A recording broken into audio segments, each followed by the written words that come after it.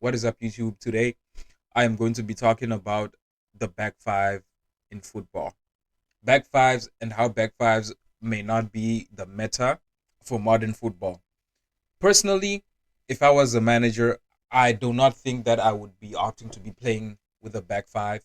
I feel like back fives are for managers that usually do not have quite the depth or the players they need to carry out elite football at the highest level. So they opt for a back five to compensate for their lacking of resources on the field. So that's how I think about it. But then EBL, one of the most respectable, well, at least I respect him so much, one of the most respectable pages talking about football and just analyzing the sport.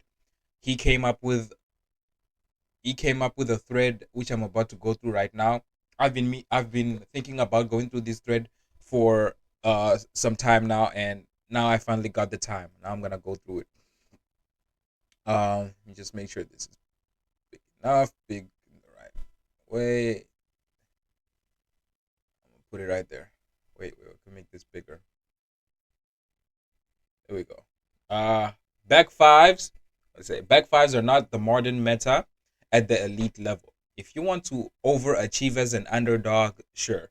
But if you want to control every moment and dominate at the highest level, it does not work. Football history with theoretical thinking intertwined. Tell us why. A thread. Let's talk about it. Let's hear. First, let's talk about why the back five is good.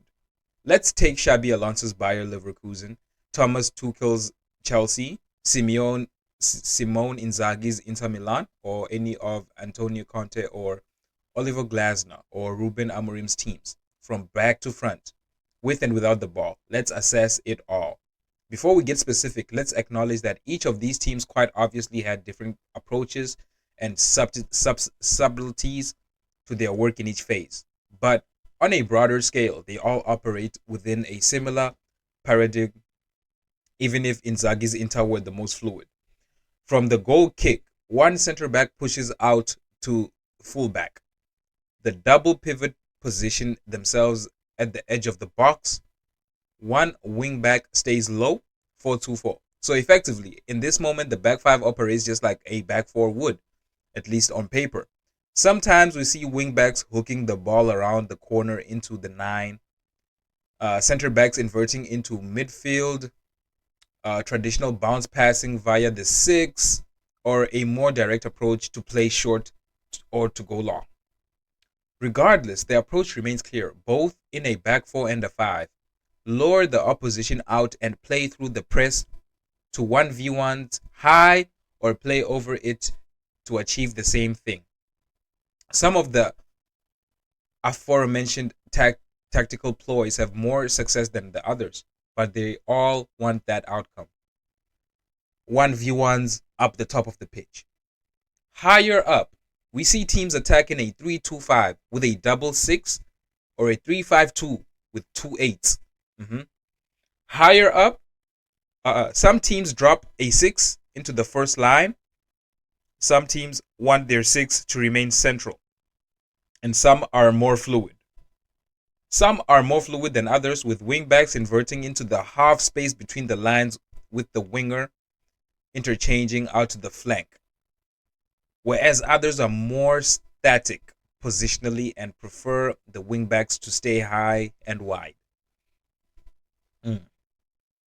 And I do remember seeing, like similar, like exactly that, watching the United players, the wingbacks, your Ahmad and what you would be your Dogu, stay high and wide. Like that they used to be playing up in the front basically. That's what, at least that's what I used to see. That's how I used to see, and like how they were operating and all.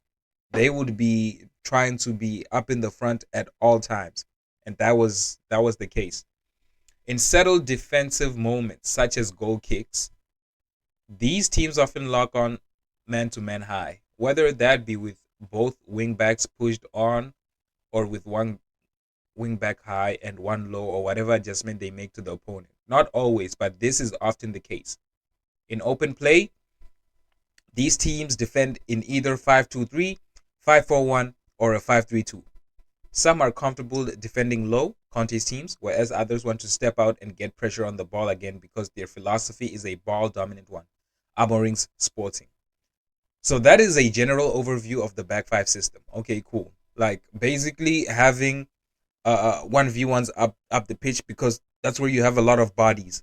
But then you also have to have like the people to, you know, successfully carry out those 1v1s. But I feel like that we're coming to that still. So let's go.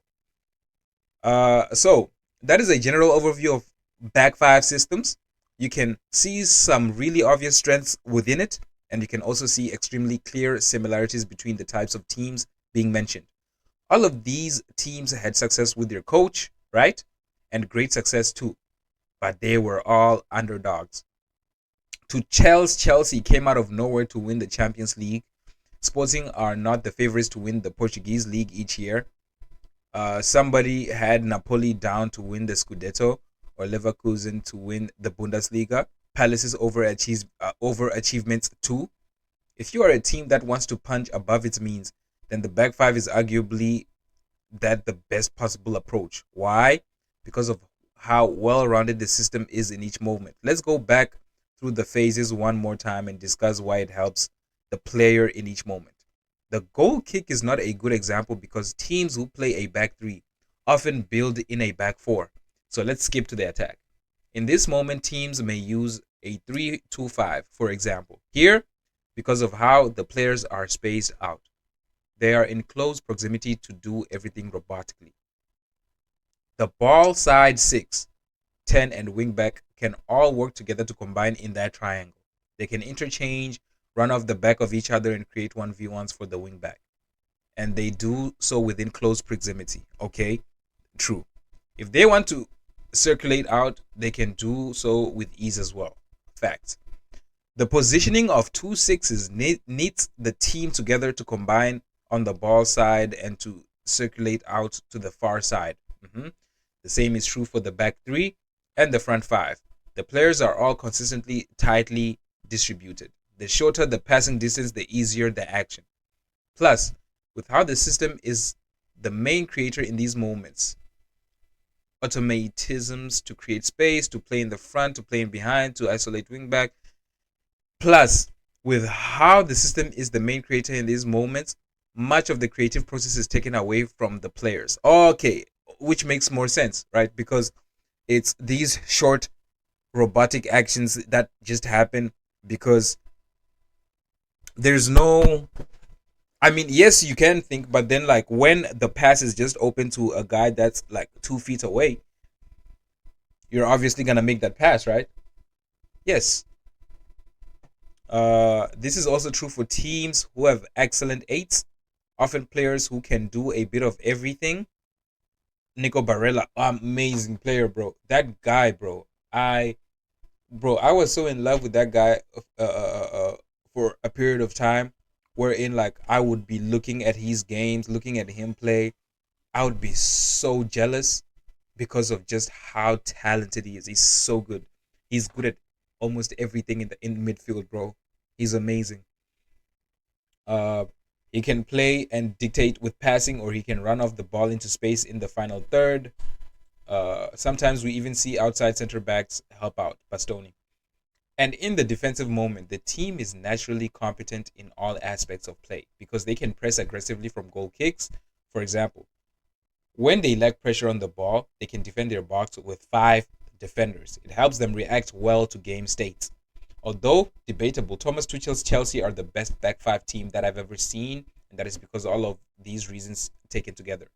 Obviously, they had top quality. Oh, top quality is not even enough to describe that Chelsea team, in my opinion, bro. In my most humble opinion, top quality, bro. Lurking all over the pitch at all times. They had to be good, but they also had intricacies within the system nailed down with game state flexibility too. Their run to the Champions League title was a prime example of that. They were 3-1 down to Real Madrid and had to force the issue in Madrid to come back and win. And that's exactly what they did. In the final, they were 1-0 up and were able to see the game out defending low. And that's why back fives are arguably optimal for teams who are looking to overachieve relative to their quality. They reduce the margins between the elite teams and themselves because they are competent in every phase of the game state. But it is not a dominant idea. Well drilled back fives may reduce the margins against superior teams to a toss of a coin when there is seemingly no right to compete. See Inzaghi's Inter in the Champions League, but they also reduce margins between themselves and inferior teams. There are many reasons why. Let's go back through phases and assess each moment. First, the goal kick. On paper, this moment is often arguably the same as a team building in a back four, right? Sure, but the back five has one wing back high rather than a winger. That is a clear profile and quality weakness. Hmm. Higher up, we can also say that 3-2-5 or the 2-3-5 or the 3-5-2 or the 3-1-6 or even 4-3-3 is the same positionally as a back four team in that moment. And that's true. But compare the personnel. You have two wingbacks as opposed to wingers. That's a big difference. True. It's reminding me of here in the World Cup when Hugo Bruce decided to play his flipping back five. You're playing a back five with two guys who are wingers who have never played wing back ever in their life because you have never played wing back ever. Like you have never played a back five ever in your life, and you're deciding to play it in the flipping World Cup. Obviously, you're gonna get the nasty surprises that you got. Obviously, obviously, you know. Um, Now I know what you're thinking. Wait, wait, wait, wait. The natural distribution of attacking and defensive players on the pitch is massively skewed. When you use a back five, with a back five, you often have two sixes and five pure defenders. That's seven defensively minded players and only three attackers. With a back four, that is not the case. Now I know what you're thinking. What if Nuno Mendes and Hakimi are your wing backs? And what if you play with two eights instead of two sixes? Sure, that increases the level marginally, but not by much. Not no matter how good fullbacks are offensively, they are simply not wingers. Alonso, Dumfries, Palestra, and whoever the hell else you want to mention as wingbacks are all better at arriving into space from deep rather than receiving the ball on the top of the line and creating in 1v1 situations. That is facts. That is facts. You really want them receiving in the same areas as Yamal plus Vini? They can't. I'll give you that. Another clear problem with back five is the positional rigidity is often predictable to match up against and press. It doesn't have the same effect as a team who play a back four base and attack within a three triangle paradigm. Even if the positional play is similar on paper, when you attack within three triangles, players are constantly interchanging and rotating, and you can barely make out the shape the teams are playing. PSG, Arsenal, Pep City.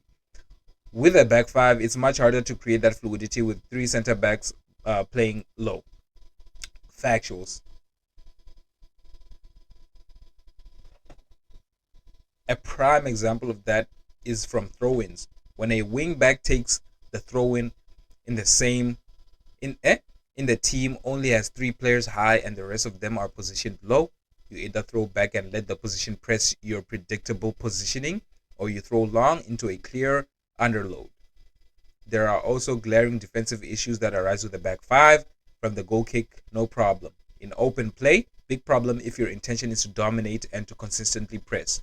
This is why Ruben Amorim made his team suffer on a weekly basis at Manchester United.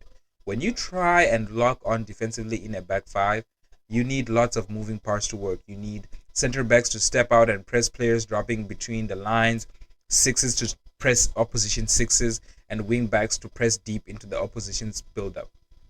That can all work, but what happens when the outside center back is pinned and can't jump? The same can happen to the wing back. What happens when the opposition 10 drops into midfield and the center back passes him onto the six? Fluid teams destroy back fives in possession because they can't lock on. It also makes it harder to lock on defensively because you have less players high up the pitch to get pressure on the ball. In a 4-4-2, you have your 9, 10, and two wingers consistently positioned high. Even in a 5-2-3, You only have three high, so can easily be passed around. Mm. When you are clear in your defensive approach, like Glasner or Conte are, and they are happy to sit back with five behind the ball, no problem. If you are happy to play that way, great. But no elite modern team wants to do that reliably unless they are suffering. But many teams are not happy to play that way. And when they use a back five, they end up pinned back because they can't get pressure on the ball, but also because instead of defending in a 4-4-2 with two wingers, a 10 and a 9, they have less outlets high for counter attacks. Less less attack minded players and less players up top where the damage needs to be done, where the goals need to be scored. These are realities of the system. The greatest example to use are Inzaghi's Inter Milan. They massively overachieved to get to two Champions League finals, an unbelievable achievement. But domestically, against inferior opponents, they only won one Serie A in 4 years. Why is that? Because the back five tactics increases your likelihood of overachieving, but it decreases your likelihood of dominating. Now, I know what you will say. Why do Conte teams do well domestically but not in Europe? Well, there are reasons for that. Conte won the league with Juventus and Chelsea in a time where football was not as strong tactically. At Spurs, he was fighting for top four despite having top players. With Inter and Napoli, the competition was poor. In Europe, his teams came out on the wrong side of tight games. Now, please don't get it twisted. Antonio Conte is an all time great, a revolutionary coach who widely introduced the back five into modern football, and we saw just how unbelievably effective it has been for him and for many other underdog teams around the world. I am a huge fan. But I am talking about the here and now. I am talking about how the back five translates to winning in the modern game. No elite team plays with it for a reason. Now, people will say, what about Alonso's Leverkusen? Again, he elevated underdogs in a sub elite league. Would that Leverkusen team beat companies Bayern Munich to a league title now? No chance. We also saw how badly Ruben Amorim did in the Premier League. It was hard to watch because of how awful it was, even if his implementation is the worst out of all the discussed coaches. The only way I can see a coach like Xabi Alonso using a back five and winning the Premier League in the modern day is if he uses it sparingly throughout the season in specific games against other elite teams to reduce the margins. Otherwise, he uses a back four for most game weeks. If he were to use it weekly, then the only way it would work is if Chelsea had truly elite quality across the pitch and the standard at the top of the Premier League diminished and a low points tally was enough to win the title. But does that mean it's optimal? No, not at all. We rarely see the very best teams use this system for a reason. It does not reliably result in success at the elite level of the sport. It is also against the DNA of Real Madrid, Manchester United, Barcelona, Liverpool, and other great clubs for a reason. It's not the meta. Does that mean that no team will ever win a major trophy with that style of play ever again? Obviously not. But when assessing elite level football and demand is to strive the most out of every inch of your team, backfires don't do that. That's the reality. It limits potential. I would also argue that the demise behind Italian football on a qualitative level, both in the Serie A and domestically, is down to the consistent use of the system across the league. It reduces the demands for players. It promotes robotic play and not freedom. Play that way at youth level, and the game becomes about tactics rather than youth development. If your country has no wide players or creative flair, that's because they are not playing systems that promote wide play. Italy have zero-star attackers right now for this reason. Wow. It totally makes sense what he's saying. He's basically wait, spot on in this thread. I don't think you need to worry about Chelsea though. It's definitely plans to use five at some extent, but it will likely only be against absolute best. Nah, nah, nah. I think Shabi will be using a back five like yesterday. He was using a back five up against Inter, not Inter, AC Milan against Ruben Amorim in a preseason friendly. Now I'm not saying that he's gonna be using this back five often, but then I honestly feel that this is how he plays and this is how he wants to play. I don't see how he does not play like this or how he changes his style of play when the season starts. I feel like he keeps going like this, and he just, yeah, that's how I feel. But then we'll see. Obviously, this was a really nice thread. Go follow EBL. He's amazing. He's great. I agree with a lot of what he's saying here. I can't really say what I'm not disagreeing with. I'm gonna have to read it again. But then, off of first read, this is an amazing thread, and it just really highlights the perks and the cons of a back five system. And I honestly feel that he is right in the sense of saying that no elite team or big team uses a back five for a reason. It's against the DNA of the biggest teams in the world for a reason, and we cannot dispute that. And just the fact that it's Antonio Conte's Chelsea, which was playing with a back five, that has only been able to flip and go on and win a title, that says a lot in itself, you know. So yeah, it is what it is. Thank you for watching, and I'm gonna see you on the next one.